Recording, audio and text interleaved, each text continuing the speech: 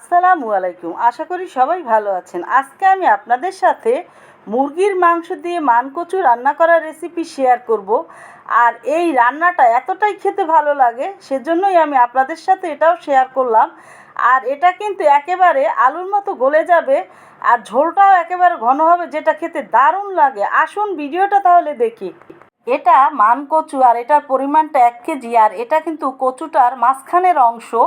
আর এটা আমি বাজার থেকে সংগ্রহ করেছি। বিক্রেতা এটা বলেছে রাঙামাটির। পাহাড়ি অঞ্চলের কচু কিন্তু গলা কুটকুট বা চুলকায় না, তবে আমার জানা মতে বাংলাদেশের সব জায়গায় কম বেশি এই কচুটা পাওয়া যায়। এখন এই কচুটা আমি একটু ছোলা মোটা রেখে তারপরে কেটে নিব। ছোলাটা মোটা রেখে না কেটে নিলে গলা কিন্তু চুলকায় বা কুটকুট করে। এখানে আমি দেশি লাল যে মুরগিটা শক্ত পাওয়া যায় সেটা নিয়েছি 2.5 কেজি, এবং পরিষ্কার করে কেটে ধুয়ে পানি ঝরিয়ে নিয়েছি।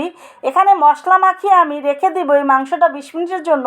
পরিমাণ মতো লবণ, 2.5 চা চামচ জিরার গুঁড়া, 3 টেবিল চামচ উঁচু করে হলুদের গুঁড়া, মরিচের গুঁড়া পরিমাণ মতো, এবং ধনিয়ার গুঁড়া 4 টেবিল চামচ, আদা পেস্ট আছে 3.5 টেবিল চামচ, রসুন পেস্ট আছে 4 টেবিল চামচ, এবং পেঁয়াজ পেস্ট দিয়েছি আমি 4.5 টেবিল চামচ। চুলায় একটি মিডিয়াম হিটে কড়াই দিয়ে আধা কাপ সরিষার তেল দিয়ে 7-8টা তেজপাতা এভাবে কেটে দিয়েছি।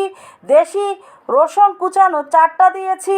আমি 1.5 কাপ কুচানো পেঁয়াজ দিয়েছি, এবং এখানে দারুচিনি দিয়েছি 7-8 পিস, এলাচি দিয়েছি 7-8 পিস, এবং লবঙ্গ 4টা দিয়ে আমি সব কিছু একটু বেরেস্তার মতো করে ভেজে নিব।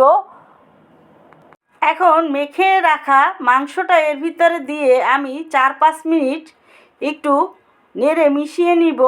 এবং এখানে আমি জয়ত্রী দিয়েছি আধা চা চামচের থেকে একটু বেশি, এবং জয়ফল একটা 4 ভাগের 1 ভাগ এখানে ভেঙে তারপরে দিয়েছি হালকাভাবে।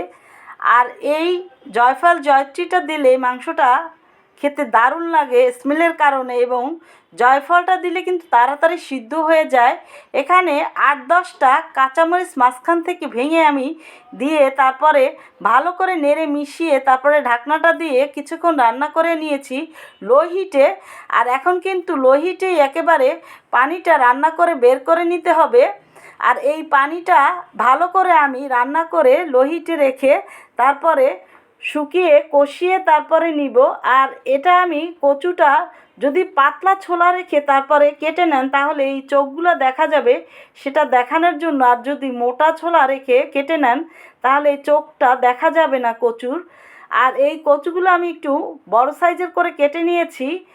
আর এগুলো আমি নর্মাল পানি দিয়ে ততক্ষণ পর্যন্ত ধুবো যতক্ষণ না পর্যন্ত ফ্রেশ পানিটা আসে, কারণ এটার ভিতরে একটু সাদা সাদা দুধের মতো থাকে। পানিটা দিলে ধুলে সেটা দেখা যায় আর কি। এখন আমি আবারও ঢাকনাটা তুলে মাংসটা ভালো করে নেড়ে কষিয়ে নিব। আর তেলটা এখন বের হয়ে গেছে, ঝোলটাও টেনে গেছে। এখন কচুটা আমি এর ভিতরে দিয়ে দিব, দিয়ে ভালো করে নেড়ে মিশিয়ে ঢাকনাটা দিয়ে 7-8 মিনিট রান্না করে নিব। এই কচুটা এবং মাংসটা যেহেতু একটু সময় লাগে সিদ্ধ হতে, সেজন্য আমি প্রেসার কুকারে এটা দিয়ে দিব ঢেলে। চাইলে আপনারা হাঁড়িতেও রান্না করে নিতে পারেন, সেক্ষেত্রে সময় একটু বেশি লাগবে। ওই কড়াইয়ের ভিতরে আমি 2.5 মগ পানি একেবারে ফুটিয়ে তারপরে প্রেসার কুকারে দিয়ে দিব, এবং একটা ঢাকনা লাগানোর আগে চামচ দিব, তাহলে শীষের সময় এই তেল বা ঝোলটা উপরে উঠে আসবে না।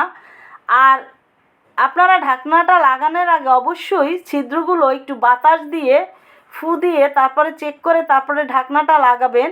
আর আমি এটা মিডিয়াম হিটে 6টা সিটি দিয়ে তারপরে উঠিয়ে ঠান্ডা করে নিয়ে কড়াইয়ের ভিতরে ঢেলে তারপরে নিয়েছিলাম।